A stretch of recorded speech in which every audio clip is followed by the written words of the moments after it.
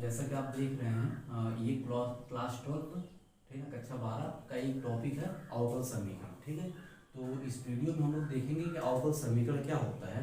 ठीक है, तो आइए देखते हैं अवकल समीकरण में क्या क्या चीज़ें होनी चाहिए।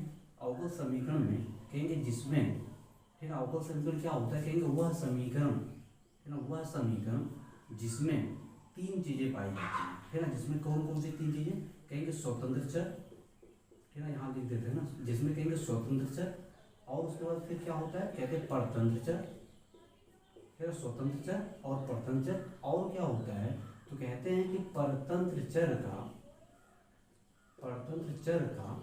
अवकल गुणांक, परतंत्र चर का अवकल गुणांक।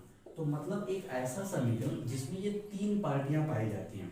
कौन कौन सी, तो कहेंगे जिसमें स्वतंत्र चर पाए जाए, परतंत्र चर पाए जाए और परतंत्र चर का अवकल गुणांक पाया जाता है, उसको हम लोग क्या कहते हैं, अवकल समीकरण कहते हैं। ठीक है, अब ये देखते हैं कि ये स्वतंत्र चर क्या होता है, परतंत्र चर क्या होता है और परतंत्र चर का अवकल गुणांक क्या होता है। ठीक है, जैसे मान लीजिए हमने एक समीकरण लिख दिया y बराबर sin x मान लीजिए। अब उसके बाद फिर इस x की जगह पर, अगर x की जगह पर आप इसमें π/4 रखते हैं तो इसका मतलब क्या हो जाएगा, y बराबर sin π/4 और sin π/4 कितना होता है, तो कहेंगे 1/√2 होता है। तो इसका मतलब इसमें y बराबर sin x में आपने x की जगह पे π/4 रखा तो y का मान कितना है, तो बताएंगे 1/√2 है।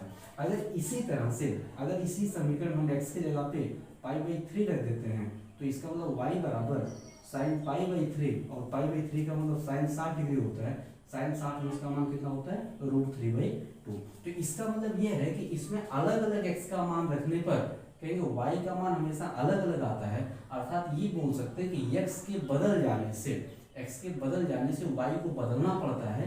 तो इसका मतलब x कहेंगे अपनी मर्जी से बदल रहा है और y किसकी मर्जी से बदल रहा है, बताएंगे ये x की मर्जी से बदल रहा है। तो इसका मतलब y अपने आप में क्या हो गया, बताएंगे कि y अपने आप में परतंत्र चर हो गया और x अपने आप में क्या हो गया, स्वतंत्र चर हो गया। और परतंत्र चर का अवकल गुणांक, तो आपको पता है परतंत्र चर y है, तो y का अवकल गुणांक हम लोग क्या लिखते हैं, dy/dx, नहीं तो d2y/dx², नहीं तो d3y/dx3। तो इसका मतलब कहते हैं ना कि ये दूसरा y का द्वितीय अवकलज है, ये y का तृतीय अवकलज है, तो बाकी आने वाले को आप डैश डैश पे लगा सकते हैं। तो मतलब अवकल समीकरण क्या होता है, तो अवकल समीकरण जिसमें ये तीन चीजें पाई जाती है, स्वतंत्र चर, परतंत्र चर का मतलब y और परतंत्र चर का अवकल गुणांक, जिसको हम लोग क्या कहेंगे, dy/dx हो सकता है, d2y या यनमा आप लिखना चाहें तो dny/dx लिख। तो इसको हम लोग क्या कहेंगे, कहेंगे ये जन्म अवकल गुणांक है। तो इसका मतलब अवकल समीकरण क्या होता है, जिसमें कहेंगे तीन चीजें पाई जाती है। कौन कौन सी, कहेंगे स्वतंत्र चर, परतंत्र चर और परतंत्र चर का अवकल गुणांक। तो इस तरह से आपको अब कहेंगे, जैसे है ना कोई एग्जाम्पल, तो इसको मिटा रहे हैं ना, उसके बाद फिर आपको एग्जाम्पल। ठीक है, तो देखिए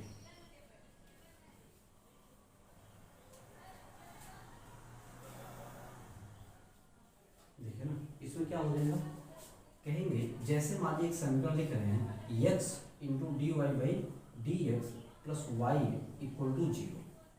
तो इसका मतलब इसमें क्या हो जाएगा, कहेंगे कि इसमें भी क्या आ रहा है, आपका ये स्वतंत्र चर आ रहा है x, परतंत्र चर आ रहा है y और परतंत्र चर का अवकल गुणांक आ रहा है dy/dx। तो इसका मतलब इसको हम अवकल समीकरण बोल देंगे।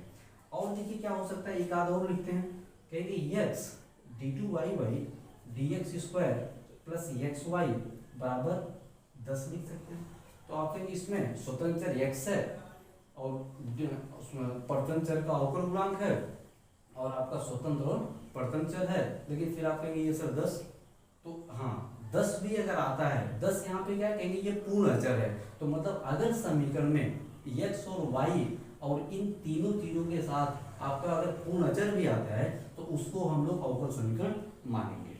इसी तरह से तीसरा देखते हैं कि अगर हमने कह दिया कि x² dy/dx बराबर 0 मान लीजिए, कहेंगे ये अवकल समीकरण है कि नहीं है, तो कहेंगे ये बिल्कुल है, लेकिन सर इसमें y नहीं है।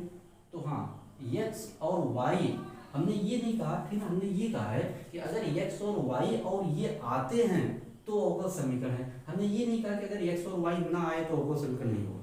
मतलब कहने का ये हुआ कि अगर ये dy/dx x और y के बगैर भी आता है तो भी हम लोग उसको अवकल समीकरण कहेंगे। तो इसका मतलब ये भी अवकल समीकरण हो जाएगा।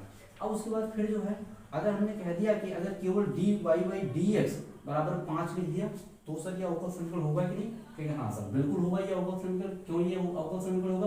कहेंगे कि यहाँ भी dy बाई डी एक्स और y के बगैर आया है और ये 5 तो कहते हैं भाई 5 तो पूर्ण अचर है, तो इसका मतलब 5 से कोई दिक्कत नहीं है, तो ये भी अवकल समीकरण होगा।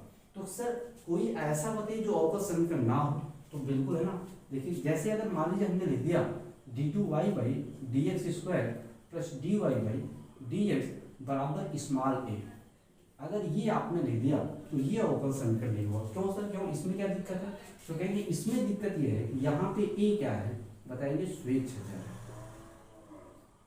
यहाँ पे a क्या है तो बताएंगे श्वेत क्षेत्र। आप कहेंगे सर ये श्वेत क्षेत्र, तो श्वेत क्षेत्र आपने देखा है जब हम लोग समाकलन पढ़ते हैं, इनडेफिनिट इंटीग्रेशन पढ़ते हैं, अनिश्चित समाकलन पढ़ते हैं, तो वहाँ पे जो c आता है वो आपका एक श्वेत क्षेत्र होता है, वो आपका एक आर्बिट्रेरी कांस्टेंट होता है। तो इसका मतलब ये हो गया कि अगर कभी भी dy बाई डी एक्स की समीकरण में आपका श्वेत क्षेत्र आता है तो उसको हम मना कर देते हैं कि वो अवकल समीकरण नहीं होगा। तो इसका मतलब सर कोई और एग्जाम्पल, तो a square dy by d x plus x y बराबर 0, ये अवकल समीकरण होगा कि नहीं होगा? कहेंगे ये बिल्कुल नहीं होगा अवकल समीकरण, क्योंकि इसमें भी क्या आ रहा है आपका श्वेत क्षेत्र आ रहा है। तो मतलब dy बाई डी एक्स और x और y के साथ अगर श्वेत क्षेत्र आएगा तो आपको मना कर देना है कि नहीं ये अवकल समीकरण नहीं होगा। तो इसका मतलब अवकल समीकरण किसको कहेंगे? जिसमें ये दोनों आते हैं और प्रथम चर का अवकल गुणांक आता है, तो ये तीनों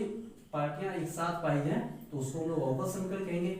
लेकिन इसमें कहते हैं कि अगर dy बाई डी एक्स के बगैर भी dy बाई डी एक्स के साथ अगर x और y नहीं भी आता है तो भी हम लोग उसको अवकल समीकरण कहेंगे। मतलब कि ये हुआ कि x और y के बगैर अगर dy बाई डी एक्स या अवकल गुणांक आता है x और y के बगैर, तो हम उसको अवकल समीकरण मानेंगे कि हाँ सर वो अवकल समीकरण है। तो इसका मतलब किसको अवकल समीकरण नहीं बोलेंगे? अगर इसमें dy बाई डी एक्स के साथ अगर आपका श्वेत क्षेत्र आता है, तो हम जैसा कि आप देख रहे हैं इसमें यहाँ भी श्वेत क्षेत्र स्मॉल a है, यहाँ पर स्मॉल a स्क्वायर है, यहाँ पे श्वेत क्षेत्र क्या स्मॉल a लिखे हैं, तो इसका मतलब ये दोनों अवकल समीकरण नहीं होगा।